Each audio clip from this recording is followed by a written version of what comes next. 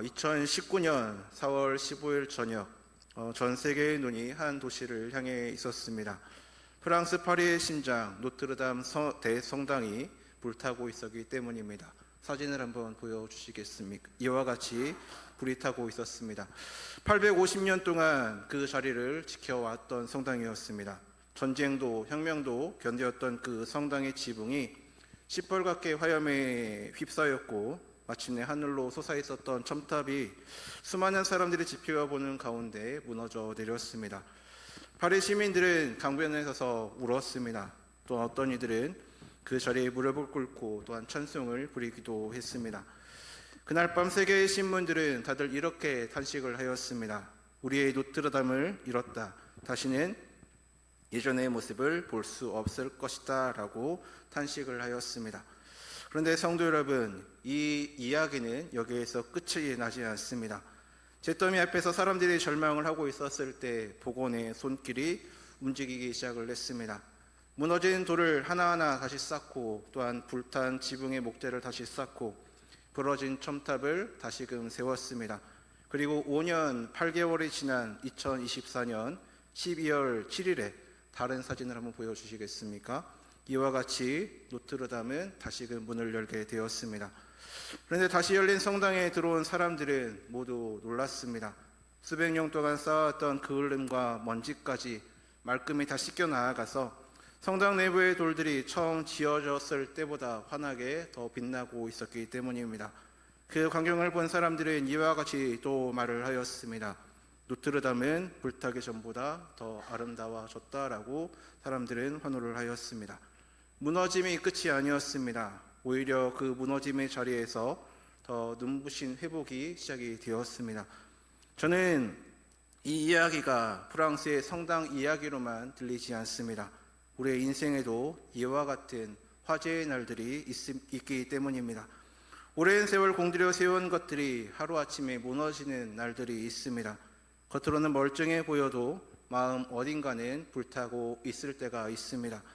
무너진 관계가 있고 실패한 기억이 있고 또한 하나님 앞에서 부끄러운 자리가 있습니다. 우리의 신앙생활도 그렇습니다.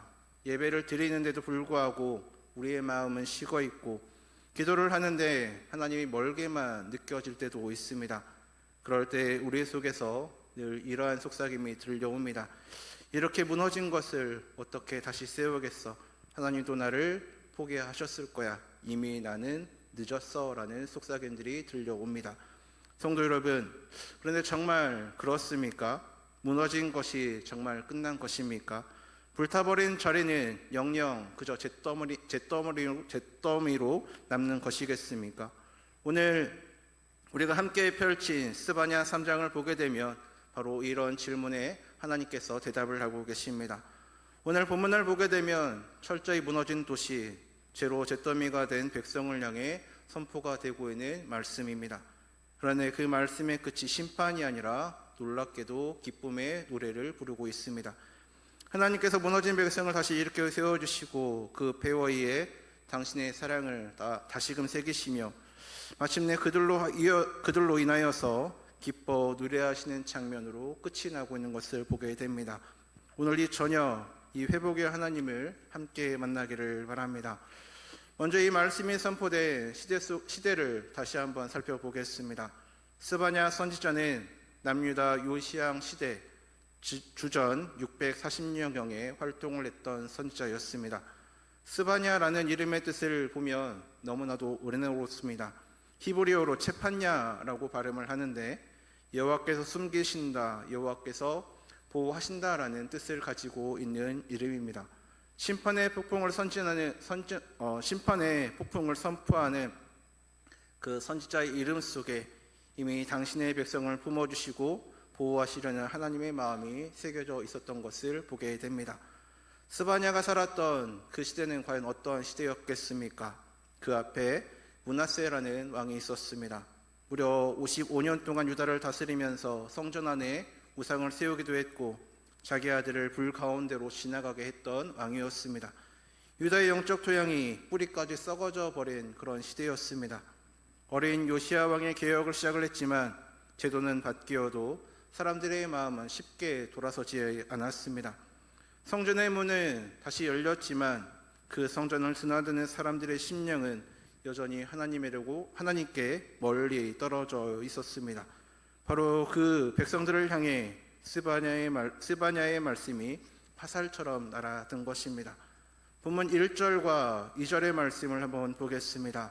패역하고 더러운 곳 포악한 성읍이 화 있을진저 그가 명령을 듣지 아니하며 교훈을 받지 아니하며 여호와를 의뢰하지 아니하며 자기 하나님에게 가까이 나아가지 아니하였다라고 말을 하고 있습니다.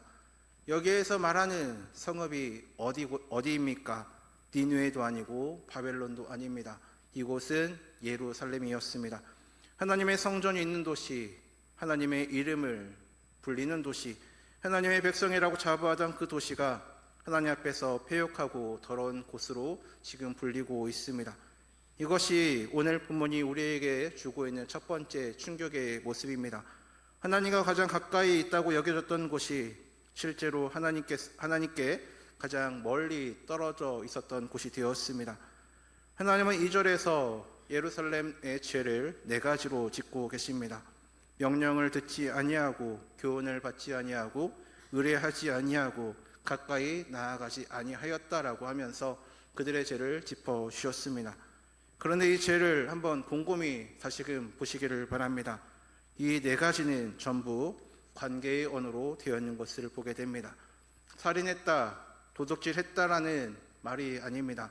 말씀을 듣지 않았고 교훈을 받아들이지 않았고 하나님을 의뢰하지 않았고 하나님께 나아가지 않았다라는 것이 그들의 죄였습니다. 하나님께서 가장 아파하시는 죄의 죄는 행위 이전에 마음의 떠남이라는 사실을 여기에서 볼 수가 있습니다. 그리고 3절과 4절에서 하나님께서는 그 사회 지도자들의 죄도 하나하나 또한 지목해 주고 계신 것을 보게 됩니다. 그 가운데 방백들은 부르짖는 사자요, 그의 재판장들은 이튿날까지 남겨두는 것이 없는 저녁의 일이요, 그 선지자들은 경솔하고 간사한 사람들이요, 그의 제사장들은 성소를 더럽히고 율법을 범하였도다라고 그들의 죄를 짚어주고 계십니다. 백성을 보호해야 될 방백들과 재판장들은 백성을 삼키는 짐승이 되었습니다. 또 말씀을 맡은 선지자와 제사장들은 말씀을 훼손하는 자들로 되었습니다. 그런데 성도 여러분, 5절의 말씀을 한번 보시기를 바랍니다. 이 어두운 고발의 한복판에서 한 문장이 등불처럼 서 있는 것을 보게 됩니다. 그 가운데 계시는 여호와는 의로우사 궁의를 행하지 아니하시고 아침마다 빠짐없이 자기의 공의를 비추신다라고 말씀합니다. 도시가 그렇게 부패했는데 하나님은 그 가운데를 떠나지 않고 계십니다. 아침마다 또한 빠짐없이 하나님의 공의를, 당신의 공의를 비추고 계십니다. 백성은 떠났는데 하나님은 떠나지 않으셨습니다. 이것이 스바냐 3장 전체를 붙들고 있는 기둥인 것입니다. 그리고 바로 이 하나님의 시기에 책망은 끝이 아니라 회복의 시작이 될 수 있는 것입니다. 그렇다면 이 회복은 어떻게 우리에게 임하는 것이겠습니까? 오늘 본문의 말씀을 세 부분으로 나누어서 함께 나누고자 합니다. 먼저 회복은 무너진 자리를 정직하게 인정하는 데에서부터 시작이 되는 것을 볼 수가 있습니다. 본문 1절부터 7절까지의 말씀을 보게 되면 하나님은 예루살렘의 죄를 낱낱이 드러내고 계십니다.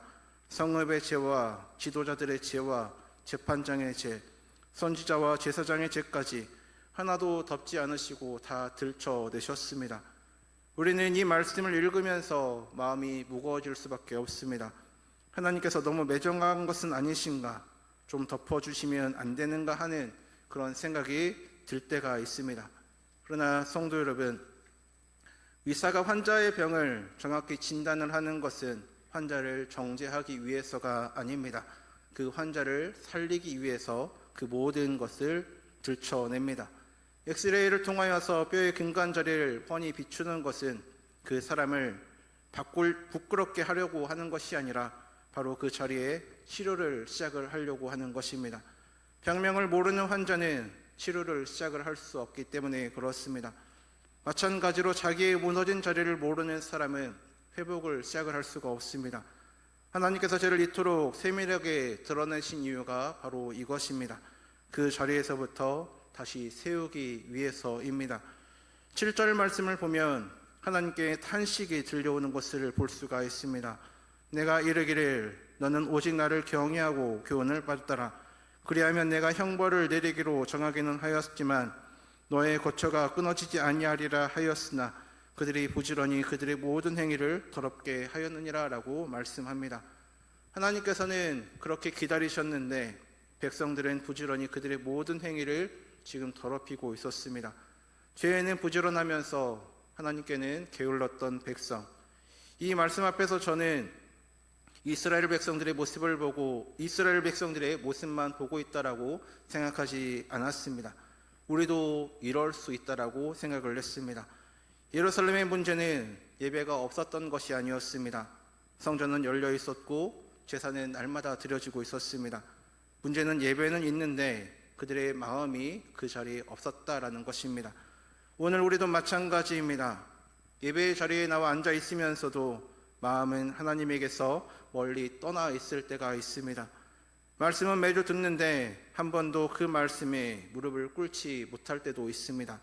기도는 하는데 정작 나의 삶의 결정은 내 계산대로 또한 내릴 때도 있습니다.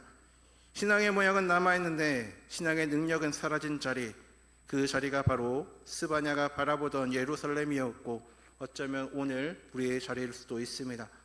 이래서 회복의 첫걸음은 화려한 결심이 아닙니다. 정직한 인정에서부터 시작이 되는 것입니다. 하나님, 제가 무너졌습니다. 제 마음이 주님에게서 멀어졌습니다. 예배는 드렸지만 주님을 사랑하지는 않았습니다 라는 이 고백이 나오는 순간 회복의 문이 열리기 시작할 것입니다. 다윗을 한번 보십시오. 그가 회복의 사람이 될 수 있었던 것은 그가 죄가 없어서가 아니라 나단 선지자 앞에서 내가 여호와께 죄를 범하였느니라 라고 무너진 자리를 인정했기 때문에 그가 회복할 수 있었습니다. 또한 탕자를 한번 보겠습니다.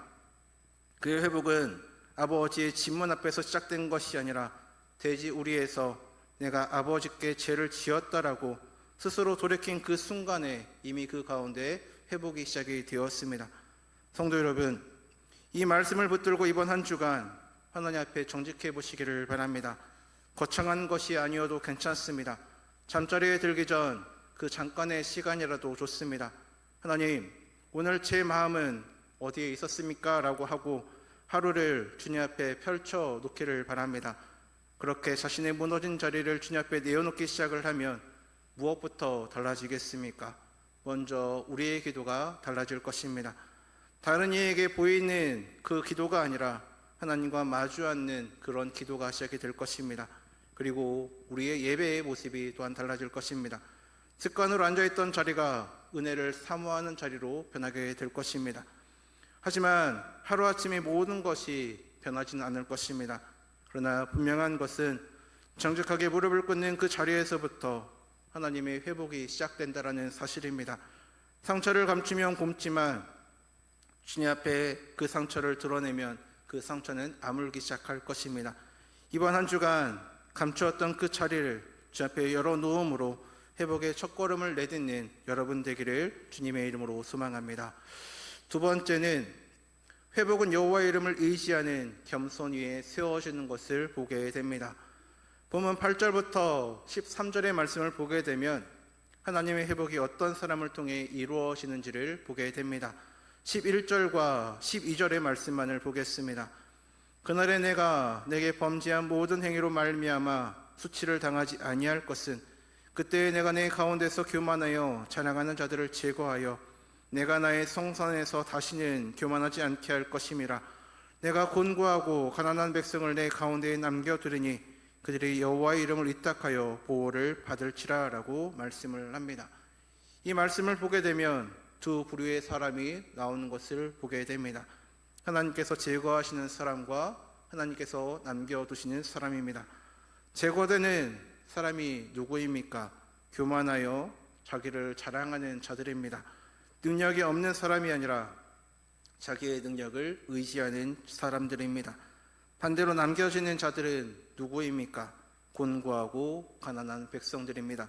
히브리어로 아니와 달이라고 말을 하는데 억눌리고 낮아져서 기댈 곳이 하나님밖에 없는 사람들입니다. 그런데 성경은 그들의 특징을 이와 같이 말을 합니다. 그들이 여호와의 이름을 의탁하였다라고 말씀하고 있습니다. 여기에서 의탁하다라고 번역된 히브리어 하사는 폭풍이 몰아칠 때 바위틈으로 몸을 숨기는 것, 병아리가 어미닭의 날개 아래로 파고드는 것을 말하는 것입니다. 자기의 발로 서는 것이 아니라 하나님의 품으로 피하는 것, 이것이 바로 남은 자들의 모습입니다. 성도 여러분, 여기서 우리는 하나님의 나라의 모습을 볼 수가 있습니다. 세상은 강한 자가 남고 약한 자가 도태된다라고 말을 하고 있습니다. 그러나 우리 하나님의 나라는 정반대입니다. 자기의 힘으로 서 있는 자는 무너지고 하나님을 붙드는 자는 남습니다. 회복의 은혜는 높은 곳으로 흐르지 않습니다. 물이 낮은 곳으로 모이듯 하나님의 은혜 역시 낮아진 심령에게 흘러내립니다. 야고보서의 말씀을 보게 되면 하나님이 교만한 자를 물리치시고 겸손한 자에게 은혜를 주신다라고 말씀을 합니다. 왜 그렇습니까? 교만은 하나님이 일하실 자리를 남겨두지 않기 때문입니다. 양손에 자기의 것을 가득 움켜쥔 사람에게 하나님이 아무것도 지어줄 수 없기 때문입니다. 그러나 빈손으로 나오는 사람, 주님이 아니면 저는 아무것도 할 수 없다라고 엎드리는 사람에게 하나님은 좋은 곳으로 날마다 채워주십니다. 베드로의 모습을 한번 보겠습니다. 다 주를 버릴지라도 나는 결코 버리지 않겠다라고 하고 자기의 확신에 찼던 그 베드로는 그날 밤 무너져버리고 말았습니다. 그러나 통곡하며 자기 밑바닥을 본 베드로는 디베랴 베닷가에서 주님께서 아십니다라고 말할 수밖에 없었던 그 낮아진 그 베드로를 주님께서 그를 다시 세워주셔서 초대교회의 기둥으로 그를 다시금 세워주셨습니다. 무너짐이 끝이 아니었습니다. 낮아짐이 회복의 문이 되었습니다. 혹시 오늘 이 저녁 이 자리에 곤고하고 가난한 심정으로 지금 앉아 계신 분이 있으십니까? 건강이 무너지고 또한 나의 가정이 흔들리고 애써온 일들이 손가락 사이로 빠져나가는 것 같아서 내세울 것이 하나도 없다라고 느끼고 계시는 분들이 계십니까? 세상의 눈으로 보게 되면 그것은 바닥입니다. 그러나 하나님의 눈으로 그 자리를 보게 되면 그 자리는 은혜의 자리가 되는 것입니다. 하나님은 바로 그러한 사람을 남겨두겠다라고 말씀하고 계십니다. 여러분은 밀려난 사람이 아니라 남겨진 사람입니다. 버려진 것이 아니라 하나님의 회복의 역사를 위해서 예배된 준비된 사람들입니다. 그렇다면 여호와의 이름을 의지한다는 것이 우리 일상에서 어떠한 모습이겠습니까? 하루를 시작할 때 내 계획보다 먼저 주님 앞에 엎드리는 것입니다. 문제가 터졌을 때에 사람을 의지하는 것이 아니라 먼저 기도의 자리로 나아가는 사람들입니다. 사람들 앞에서 이것은 제가 한 것이 아니라 하나님께서 하셨습니다라고 고백할 줄 아는 사람의 모습입니다. 이렇게 의지의 대상이 나에게서 하나님께로 옮겨지면 무엇이 또한 달라지겠습니까? 무엇보다 우리의 마음의 무게가 달라질 것입니다. 내가 다 짊어져야 한다는 그 짓눌림에서 지시는 분이 따로 계시다라는 그 안식으로 살아가게 될 것입니다. 또한 염려의 밤이 줄어들고 실패 앞에서도 다시 일어나는 힘이 생기게 될 것입니다. 물론 겸손해진다라고 해서 모든 문제가 즉시 사라지는 것은 아닙니다. 그러나 문제를 대하는 사람이 달라지고 그 사람 곁에 하나님이 함께 하신다는 것, 이것이 바로 남은 자가 누리는 복인 것입니다. 이번 한 주간 움켜쥐고 있었던 그 손을 펴고 여호와의 이름 그 날개 아래로 피하여서 낮은 자에게 부어지는 그 회복의 은혜를 날마다 누리시기를 바랍니다. 마지막 세 번째는 회복의 완성은 하나님께서 친히 우리 가운데 계시는 것입니다. 이제 본문의 절정후의 모습을 한번 보겠습니다. 14절부터 분위기가 완전히 반한 것을 보게 됩니다. 책망의 연화가 물러가고 노래가 그 가운데 터져 나오고 있습니다. 시온에 따라 노래할지어다. 이스라엘아 기쁘게 부를지어다. 예루살렘 따라 전심으로 기뻐하며 즐거워할지어다. 그리고 15절에서 그 이유를 말하고 있습니다. 여호와가 내 형벌을 제거하였고 내 원수를 쫓아냈으며 이스라엘 왕 여호와가 내 가운데 계시니 내가 다시는 화를 당할까 두려워하지 아니할 것이라. 15절 말씀을 자세히 한번 다시 보시기를 바랍니다. 하나님께서 주시는 회복의 목록이 나오는 것을 보게 됩니다. 먼저 형벌을 제거를 해주십니다. 그리고 원수를 쫓아내시고 두려움이 사라지는 것을 보게 됩니다. 그런데 그 모든 것의 한가운데 무엇이 있습니까? 이스라엘 왕 여호와가 내 가운데 계신다라고 말씀합니다. 하나님 자신이 계십니다. 이것이 바로 참된 회복의 모습입니다. 참된 회복은 문제가 해결되는 데에서 그치지 않습니다. 문제가 있던 그 자리에 하나님이 다시 서 계시는 것, 그것이 바로 회복의 완성인 것입니다. 생각을 해보십시오. 빛이 다 사라지고 병이 다 나아도 그 가운데 하나님께서 안 계시다면 우리는 또 다른 두려움을 찾아낼 것입니다. 그러나 풍랑 가운데서도 주님이 배 안에 계시면 그 배는 가라앉지 않습니다. 이스라엘의 소망은 문제없는 인생이 아니라 임마누엘 함께 하시는 하나님이었습니다. 그리고 마침내 17절에서 저는 이 말씀이 구약 전체에서 하나님의 마음이 가장 아름답게 표현되고 있는 말씀이다라고 생각하고 있습니다. 너의 하나님 여호와가 너의 가운데 계시니 그는 구원을 베푸실 전능자이시라. 그가 너로 말미암아 기쁨을 이기지 못하시며 너를 잠잠히 사랑하시며 너로 말미암아 즐거이 부르며 기뻐하시리라. 이 한 말씀 안에 하나님의 사랑이 세 겹줄로 포개져 있는 것을 보게 됩니다. 먼저 기쁨을 이기지 못하신다라고 말씀하십니다. 히브리어로 야시스라고 발음을 하는데 억누를 수 없이 터져나오는 기쁨을 말하는 것입니다.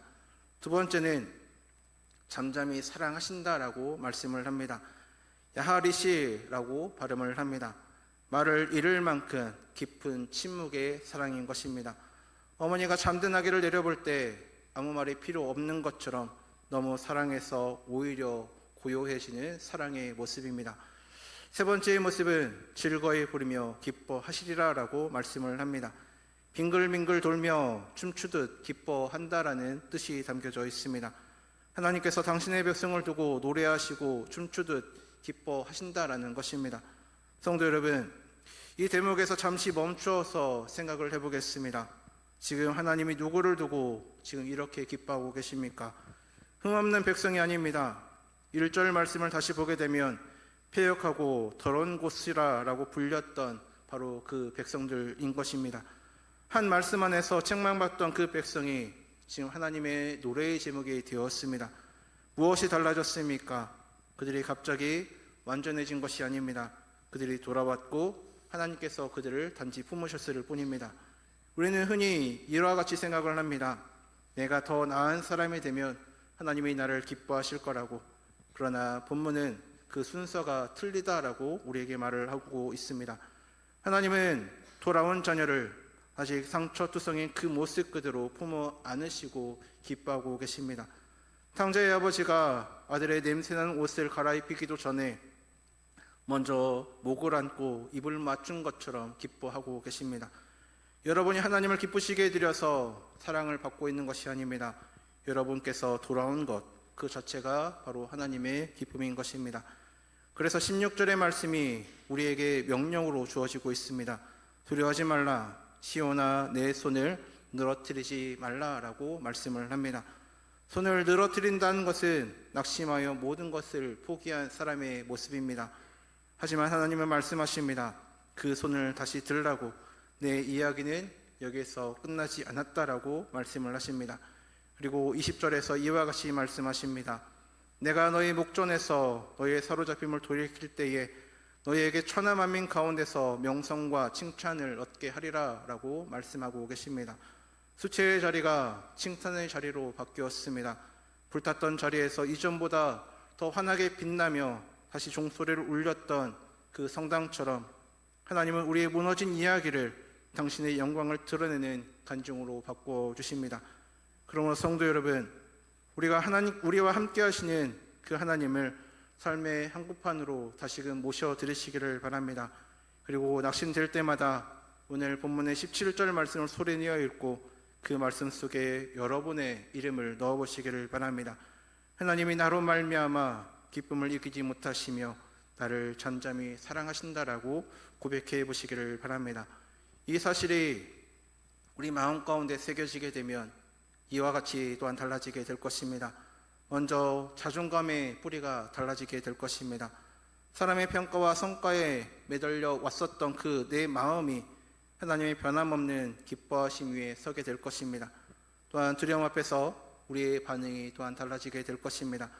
여전히 어려운 일은 찾아오겠지만 늘어뜨렸던 손을 다시 들고 그 일 앞에 우리가 다시금 서게 될 것입니다. 그리고 우리의 가정과 또 우리의 교회가 달라지게 될 것입니다. 하나님께 기쁨의 노래를 들은 사람은 다른 사람을 향해서도 정죄가 아니라 품는 사람이 되기 때문입니다. 이번 한 주간 여러분 가운데 계시며 여러분을 인해 기뻐 노래하시는 그 하나님을 날마다 바라봄으로 두려움을 이기고 늘어뜨린 손을 다시 드시는 저와 여러분이 되기를 바랍니다. 이제 말씀을 정리를 해보겠습니다. 그런데 이 말씀을 정리하기 전에 우리가 반드시 물어야 될 질문이 한 가지가 남아 있습니다. 하나님은 의로우신 분이신데 어떻게 패역하고 더러운 백성의 형벌을 그냥 제거하실 수 있습니까? 15절 말씀을 보면 여호와가 내 형벌을 제거하였다라고 선포하는데 도대체 그 형벌은 어디로 갔습니까? 죄는 분명히 있었는데 그의 죄값은 누가 치렀습니까? 그 대답이 바로 우리 주 예수 그리스도이십니다. 인간의 문제는 예루살렘의 문제와 똑같습니다. 우리는 듣지 않고 받지 않았고 의지하지 않았고 가까이 하지 않았습니다. 하나님을 떠난 그 자리에서 우리 스스로 회복시킬 능력이 우리에게는 없습니다. 아무리 결심하고 노력해도 깨진 그릇이 스스로를 이어붙일 수 없는 것과 같은 것입니다. 그래서 하나님께서 친히 움직이셨습니다. 너의 하나님 여호와가 너의 가운데 계시니 이 말씀이 700년 후에 육신이 되었습니다. 말씀이 육신이 되어 우리 가운데 거하신 것입니다. 예수님이 이 땅 가운데 오신 것입니다. 그리고 예수님은 우리 가운데 계시는 것에서 멈추지 않으시고 우리 대신 그 자리에 홀로 서셨습니다. 스바냐가 선포한 진노의 날 그 심판의 불이 갈보리 십자가 위에서 예수님께 쏟아져 내렸습니다. 우리가 받아야 할 형벌을 예수님이 받으셨기에 하나님은 의로우시면서도 우리의 형벌을 제거하실 수 있게 된 것입니다. 여호와가 내 형벌을 제거하였고 라는 그 스바냐의 예언은 다 이루었다는 그 십자가의 외침에서 성취가 되었습니다. 그리고 사흘 만에 우리 주님께서는 부활하셨습니다. 죽음이 끝이 아니었던 것처럼 무너짐도 끝이 아니라는 것을 주님은 당신의 몸으로 친히 증명해 주셨습니다. 부활하신 주님의 손에는 지금도 못자국이 남아 있습니다. 그래서 그 상처는 부끄러운 흉터가 아니라 우리를 향한 사랑의 가장 빛나는 증거가 되었습니다. 깨어진 자리가 가장 아름다운 자리가 되었습니다. 회복의 하나님께서는 그렇게 일하셨습니다. 그러므로 성도 여러분, 이제는 우리는 알아야 합니다. 하나님이 왜 우리로 말미암아 기쁨을 이기지 못하시는지, 하나님이 왜 우리를 잠잠히 사랑하시는지, 그 사랑은 값싼 사랑이 아니라 독생자의 생명을 값으로 치른 사랑이라는 것을 우리는 알아야 합니다. 십자가를 보시기를 바랍니다. 거기에 저와 여러분을 향한 하나님의 잠잠한 사랑이 담겨져 있습니다. 또한 빈 무덤을 보시기를 바랍니다. 거기에 저와 여러분으로 인한 하나님의 터져나오는 기쁨의 노래가 있습니다. 혹시 오늘 이 저녁 무너진 그 자리를 안고 이 예배의 자리에 나오신 분이 계십니까? 식어버린 마음, 흔들리는 가정, 지쳐버린 그 신앙을 안고 계신 분이 계십니까? 지금 주님께서 말씀하십니다. 두려워하지 말라. 시온아 내 손을 늘어뜨리지 말라. 내가 내 가운데 있다라고 말씀하고 계십니다. 이미 늦은 인생은 없습니다. 하나님께 돌아가기에 너무 멀리 가 있는 사람들도 없습니다. 십자가에 서 있는 한 회복의 문은 우리에게 늘 열려져 있습니다. 이제 이 예배의 자리를 나서시면서 결단하시기를 바랍니다. 무너진 자리를 감추지 않고 주님 앞에 정직하게 내어놓겠다라고, 내 힘이 아니라 여호와의 이름을 의지하며 살겠다라고, 그리고 나로 인해 노래하시는 그 하나님의 사랑 안에서 늘어뜨렸던 손을 다시 들고 일어서겠다라고 결단하시기를 바랍니다. 그렇게 돌아가는 저와 여러분의 삶과 또 우리의 가정과 우리 명함교회 위에 십자가와 부활로 완성하신 그 회복의 은혜가 강물처럼 흘러 넘치게 될 것입니다. 그래 우리 모두가 하나님의 기쁨의 노래의 제목이 되는 그런 인생으로 다시금 세워지기를 주님의 이름으로 간절히 소망합니다.